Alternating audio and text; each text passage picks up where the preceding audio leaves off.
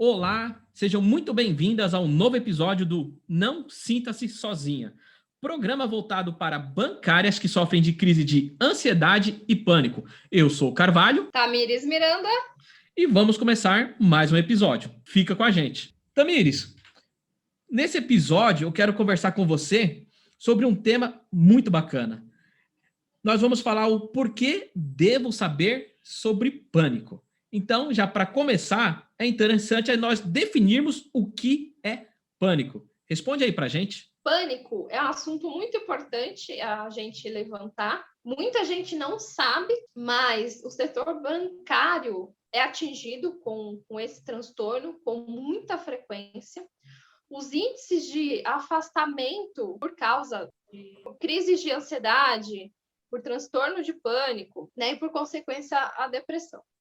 Então, pânico nada mais é do que o seu corpo está explodindo, está no ápice de estresse, né, de preocupações, que são vários sinais que ele mostra para você que não está tudo bem. Bom, infelizmente, o pânico tem atingido cada vez mais o mundo, né? E o Brasil já é o 5º lugar com mais índices de ansiedade, pânico na história. É um assunto que cada vez mais as pessoas estão abordando, e a importância de trazer a consciência para as pessoas de que é realmente um problema do século, é um transtorno que gera paralisação emocional de quem é atingido, né, pelo pânico. É muito comum, né, bancários passar pelo pânico, sim, transtorno de pânico, depressão, está num processo medicamentoso,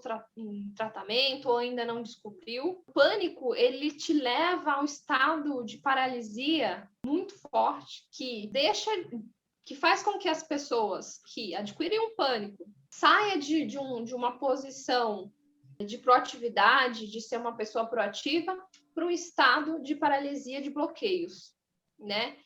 É muito característico pessoas que têm hoje, né, crises de ansiedade que levam ao pânico, se sentir frustrada por estar sentindo tudo isso que o pânico causa em sintomas, né? Elas já não se conhecem mais, né? Uma vez que era muito produtiva, fazia 10 coisas ao mesmo tempo, hoje as coisas já são diferentes, né? Não se enxerga mais como era antigamente. Então, conseguia tranquilamente fazer 10 tarefas ao mesmo tempo, e agora começa a um estado de bloqueio cada vez mais constante. Quem passa por isso, quem passou por isso, muitas das vezes teve que chegar até o pronto-socorro para poder identificar o que realmente está com o pânico, né?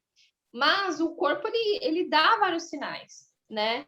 De que, opa, que não tá legal, né? A falta de memória, dor de cabeça, falta de ar, uma vez sim, uma outra não. E o pânico, quando ele dá aquele start de que aquele medo de morrer, de que parece que você está tendo um ataque cardíaco ou está tendo um AVC, ali já é o ápice do pânico, que está no seu estágio mais agudo que ele se encontra. Então, pânico é basicamente vários sinais que o corpo começa a demonstrar que não tá tudo bem, né? Até aproveitando o que você está comentando dessa parte, falando mais dos sinais mesmo que o nosso corpo começa a emitir, e alguns sinais que talvez, principalmente pela nossa audiência, as meninas, as mulheres que estejam nos ouvindo, talvez elas confundam com outros sintomas. Talvez seja, tô um pouco zonza, tô um pouco cansada, tô sentindo esse aperto no peito, talvez seja pressão, alta, baixa, eu já tenho um histórico na família de pressão, ou talvez eu confunda com alguma outra doença. Quais seriam os sintomas principais? Eu não sei se é possível nós enumerarmos os sintomas do pânico. E se dá para decifrar isso é pânico e isso não é pânico, isso pode ser outra doença. Tem como? É muito comum pessoas identificarem que ou está tendo um AVC, ou está tendo um ataque cardíaco, e que ela vai morrer, porque realmente é essa sensação de quem tem o pânico, né, sente. É muito comum isso. Isso já é o ápice, né? E demora muito para as pessoas se darem conta do que realmente é o pânico.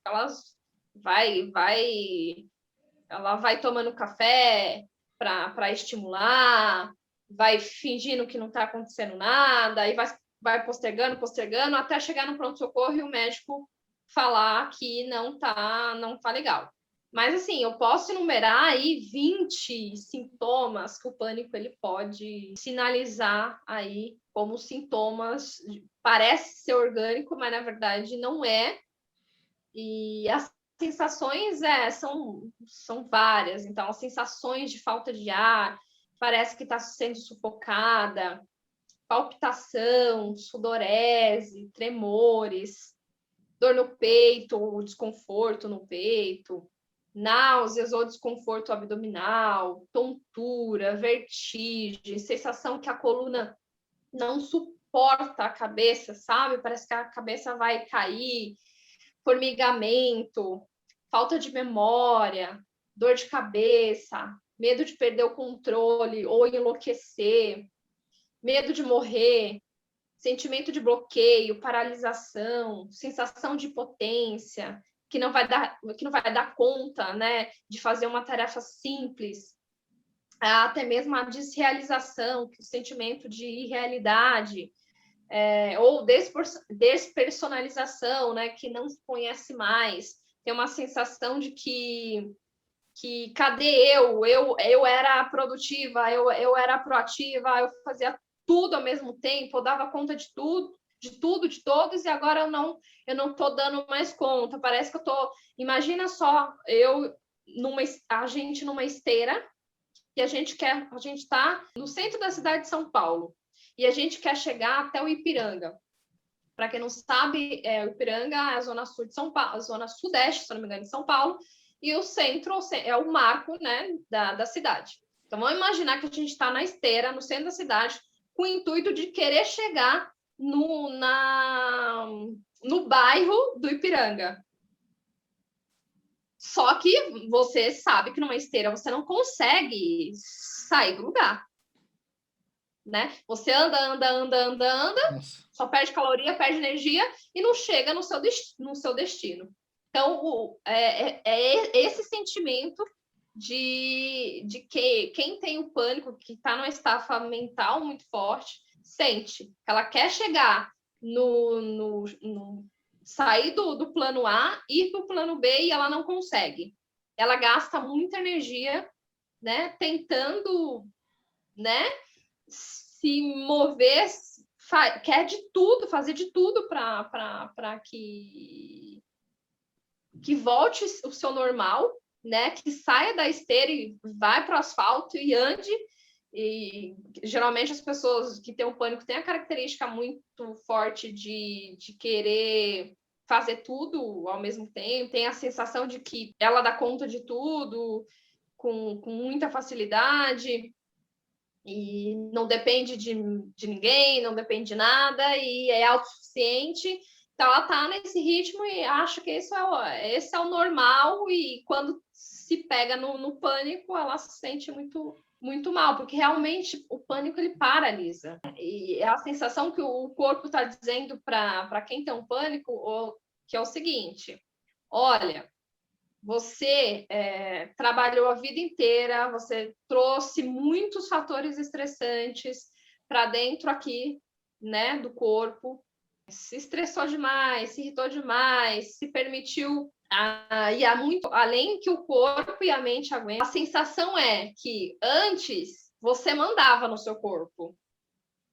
Então você se arrumava, saía de casa, saía com os amigos, trabalhava bem, fazia 150%, 160% de tudo e mais um pouco. E aí depois o seu corpo começa a mudar o jogo. É como se o seu corpo agora mandasse em você. Você quer fazer tal coisa e o seu corpo está falando, não, peraí, calma. Agora quem manda aqui sou eu. E aí é difícil, porque fica uma briga entre quero fazer, e o corpo, calma, que não é a hora. Calma, que a hora é de descansar. Calma, que você precisa entrar no eixo. Você ainda não percebeu que você está doente, você precisa de ajuda, você precisa descansar, você precisa tomar consciência de tudo isso que está acontecendo. Então, demora muito tempo, geralmente demora muito tempo para as pessoas que têm o pânico, né, transtorno de pânico, crise de ansiedade, entrar num consenso entre ela e ela mesma. Nomear, entender, etc e tal. O que eu costumo dizer é que quanto antes desmistificar essa questão na cabeça que eu vou morrer, que eu tô tendo um AVC, que eu tô tendo um infarte, um derrame, enfim, o mais rápido que a pessoa puder ir no hospital, fazer um check-up, ir no cardiologista, ir no neurologista e descartar essas questões orgânicas, mais rápido ela vai começar um tratamento adequado para as questões psicológicas, mentais, voltada para o pânico.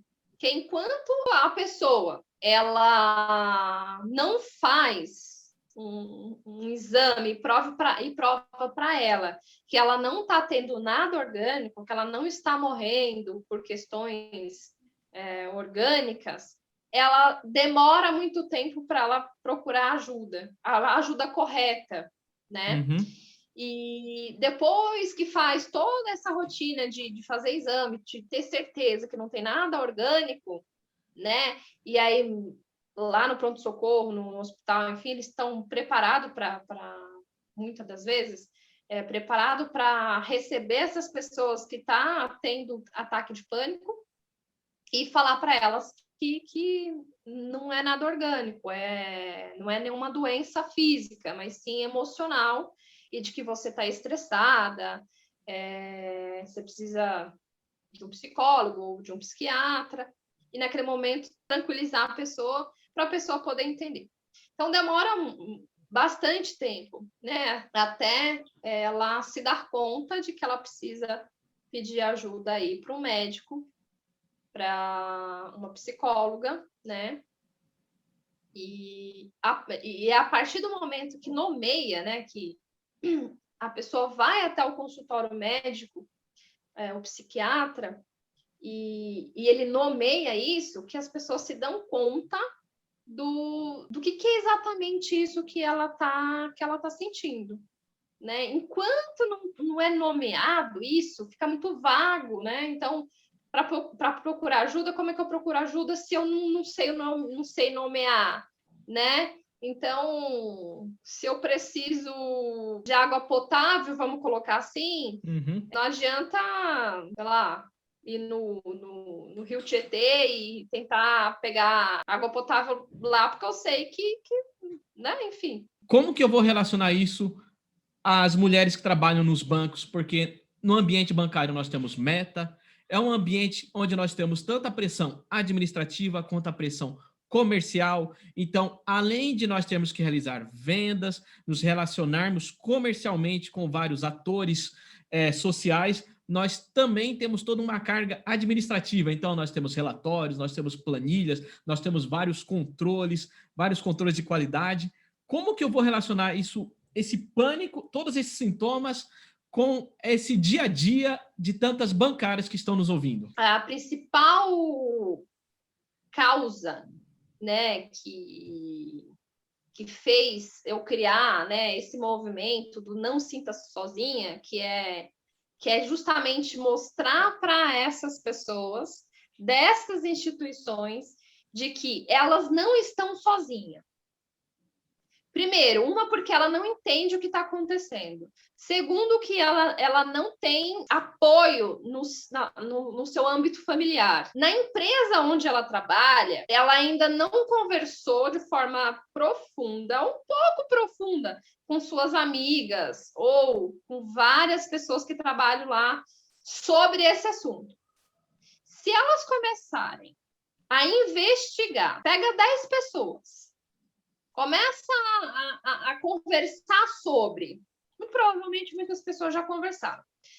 Mas pega 10 pessoas que trabalham na sua área, ou áreas correlatas, áreas próximas da sua, que é do lado do banco. E começa a investigar, começa a pontuar. É comum ter dor de cabeça frequente? É comum ter medo de ser mandado embora? É comum ter dor no peito, medos e medos e medos, preocupações excessivas? Pega essas 10 pessoas e vai anotando das 10 pessoas se elas têm pelo menos os 3 sintomas que ela provavelmente tenha. Então, ali ela já vai ter certeza de que é um ambiente que tem fatores que levam as pessoas a adoecerem. Estatisticamente, isso já é inegociável, a gente já sabe a quantidade de pessoas que adoecem sendo bancário. Então, ela tendo a certeza em números, em pessoas próximas dela, que começam a falar de que realmente elas estão doentes, e muitas vezes as pessoas não sabem, porque muitas das vezes elas medicam, né, e tampa aquela sensação naquele momento, e começa a avaliar, além disso, as metas que são atribuídas a ela. Eu estou conseguindo dormir? Eu estou muito preocupada? Uma preocupação excessiva? Cobrança excessiva? Meta fora do normal? Isso significa que o problema não sou eu, o problema não é meu. O problema é de uma instituição que me cobra demais e que eu posso fazer. Eu sou uma pessoa gabaritada, eu sou uma pessoa que eu sou produtiva, se eu fizesse metade de tudo que o banco me propõe a fazer. Logo, se o banco me cobra o dobro do que é possível fazer, o problema não sou eu. O problema é o banco. Então, quando eu consigo separar que o problema não sou eu e que o problema é da instituição em si, que me causa confusão mental de que eu tenho que ser essa máquina ambulante de fazer meta, você consegue bater meta alguma vez ou outra, né? Mas chega um momento que o seu corpo estafa. Ele vai estafar, uma hora ou outra. Ou é nesse momento, ele já está em processo de estafa. Não sei se você já teve o pânico, não sei se você está no processo de ter o pânico, ou você está com pânico e não descobriu, né? Mas muito provavelmente o pânico é o ápice de que a pessoa parece que está morrendo, né? Mas para chegar ao pânico, a gente já sabe que precisa ter todos esses sintomas. Então, assim, se você ouviu esse vídeo, ouviu esse áudio e viu desses quase 20 sintomas que eu citei aqui, e você tem 3, 4, 5, 6 sintomas, então significa que alguma coisa está te sinalizando. Então, tá mais claro para você que você está se boicotando. Por quê? O que acontece? A gente está numa instituição com vários benefícios, né? E você não quer perder aquilo e você acha que você é obrigado a fazer aquilo. E a questão da meta dada, meta cumprida, que eu tenho que ser extremamente louca por alta performance. E se eu pensar o contrário, eu sou uma pessoa fora da casinha, que não pertenço a esse raciocínio que os meus gestores, meus superintendentes falam que eu tenho que ser.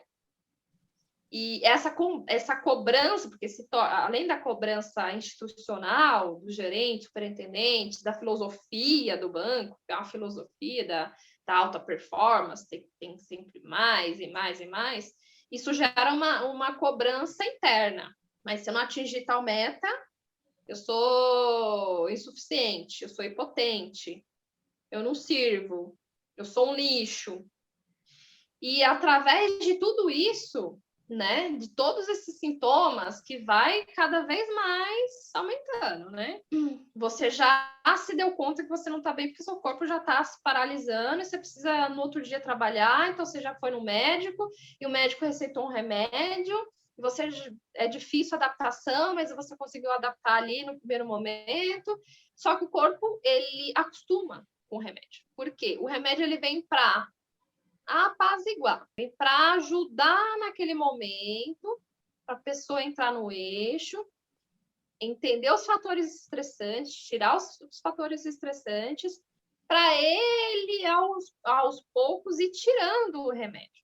Agora, se eu estou aqui, no mesmo patamar, nos mesmos processos estressores, e se eu acho que está tudo bem, está tudo certo, e eu não preciso mudar nada, o que vai acontecer é que vai duplicar o remédio.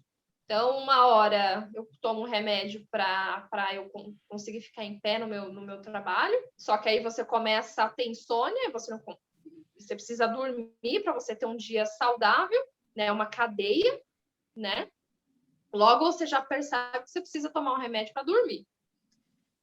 Logo já dobrou o remédio, já está tomando um remédio para dormir. Então, já são 3 remédios. Logo, você continua com aquelas metas absurdas, com os mesmos fatores, e o seu corpo já acostumou com esse triozinho. O que o médico vai fazer? Vai triplicar a dosagem do remédio. E tem remédio que chega a ser 4 vezes a dosagem, o que é 50 miligramas, já está em 200. Mais o comprimido da noite para poder dormir, porque é essencial para o ser humano dormir para poder, né, as coisas fluírem. Quando chega e continua aquela mesma rotina, né, aqueles mesmos graus de você está aceitando, tudo bem, essas metas o que foi me dado, eu tenho que aceitar, eu tenho que fazer, e se eu não bato a meta, eu vou ser mandado embora, e é esse looping de cobrança, e a cobrança dos meus superiores, da instituição, eu preciso, enfim, minha cobrança interna, eu me cobro demais, sendo que você já é uma pessoa boa, e vários outros setores da vida que começam a prejudicar. Por que é importante entender o que está sentindo? Bom, é muito importante ter consciência do que está sentindo, porque quanto mais rápido eu entender que 3 sintomas, né, tá me sinalizando de que não estou bem, é diferente quando 10, 15, 20 sintomas me sinaliza que eu não estou bem. Então, quando eu estou no começo, né, de uma estafa mental, para cura, no caso do pânico, hoje a gente vê, é um transtorno com mais facilidade no tratamento. Quanto mais rápido o paciente ele vai pedir ajuda, mais rápido ele consegue ter a cura do pânico. Tá? Ansiedade é um pouco mais delicado, tá alinhada ali, atrelado, ansiedade e pânico, mas o pânico em si, o transtorno do pânico, a gente consegue ter uma cura com mais êxito, tá? Então, quanto mais rápido procurar ajuda nos primeiros sinais de falta de ar, memória, de todos esses sintomas que eu listei aqui, mais rápido ela vai conseguir uma cura, uma melhora, e não vai precisar, muitas vezes, não vai precisar tomar remédio, né? Porque ninguém quer tomar remédio. Claro que tem casos e casos, tem casos que realmente precisa ter tem que ter um tratamento medicamentoso. Mas para que não entre nesse loop, né, de ter que tomar remédio, dobrar remédio, triplicar, quadruplicar, às vezes tomar 5 remédios para poder dar conta, quanto antes entender tudo isso que está acontecendo, né? Olhar para si mais rápido e menos dor de cabeça, menos paralisação a pessoa vai ter. Tamires, já entendi. Então, baseado no que você já comentou, eu queria saber outra coisa também. Qual que é o melhor momento para tomar uma atitude sobre essa doença? O melhor momento é agora, sem sombra de dúvidas, tá? Como eu falei no vídeo anterior, eu já passei por isso, então eu entendo cada vírgula, cada detalhe desse transtorno, tá? E quem passa, aliás, só quem passa por isso sabe em detalhes o que é isso. Por quê? Quando você não passa por isso, você fala, gente, como uma pessoa vai ter medo de morrer do nada? Né? Uma pessoa que nunca passou por isso. Agora, uma pessoa que passa por isso sabe em detalhes, por respiração, por cada dor, por cada sofrimento. Então, eu falo que se for para pedir ajuda, seja agora, que tome uma atitude agora, que vai no hospital, que vai no médico, que entenda, que estuda, que veja que realmente que isso está acontecendo é uma coisa séria, né? Que causa danos. Então, assim, se for para procurar ajuda, já procura logo, sem medo, sem receios, sem julgamento, sem aquela questão de o que os outros vão achar se eu for no psiquiatra, o que os outros vão achar que eu vou fazer terapia. Bom, quem vive a nossa vida somos nós. Quem passa o sofrimento somos nós. Quem vive, quem sofre, quem está ali 24 horas sofrendo, somos nós. Na alegria, na tristeza, na dor. Isso aí somos nós que vivemos. Então, quando o outro tem algum tipo de pré-julgamento, o outro ele não vai te ajudar. Por isso que eu dei esse nome ao programa, inclusive, do Não Sinta-se Sozinha, que é justamente que eu vi como a gente, nessa situação de sofrimento, as pessoas não nos apoiam, as pessoas não entendem, as pessoas criticam, as pessoas não... E tudo bem, a gente não está aqui para julgar as pessoas que não entendem disso, porque realmente, é o que eu falei, só quem passa entende. Justamente assim, antes, né, até antes mesmo, antes da minha formação, durante a minha formação, eu me questionava como é que as pessoas acham que vai morrer do nada. Eu me questionava, como? Mas como? Hoje eu sei exatamente, cada vírgula mesmo, entende? De que é aquela palpitação, aquela falta de ar, aquela sensação de que vai ter uma pane que o motor ali parece que vai fundir, vai parar, vai explodir. Então, por isso, né, que eu falo, se for para entender logo isso, para que vá atrás de ajuda, que vai logo, para ontem, né? Porque o nosso trabalho é simplesmente o fato de fazer com que a pessoa, sabe, acorde, parece que ela está dormindo, o mundo está rodando, girando, e ela está ali sem perceber que momento de vida que ela está, né? Ela simplesmente coloca um piloto automático e vai, não percebe onde que ela está, ela só simplesmente vai, né? Ela não para se dar conta de que ela precisa de ajuda, de que ela precisa realmente entender tudo isso.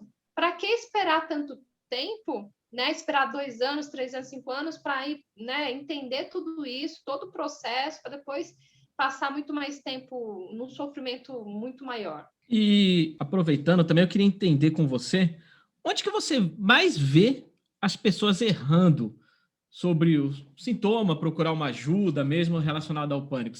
Talvez seria mesmo não procurar ajuda, talvez como você até comentou agora, as pessoas, não, é frescura, não, isso aí é bobagem. O problema é que as pessoas, elas se preocupam muito com o que os outros vão pensar, né?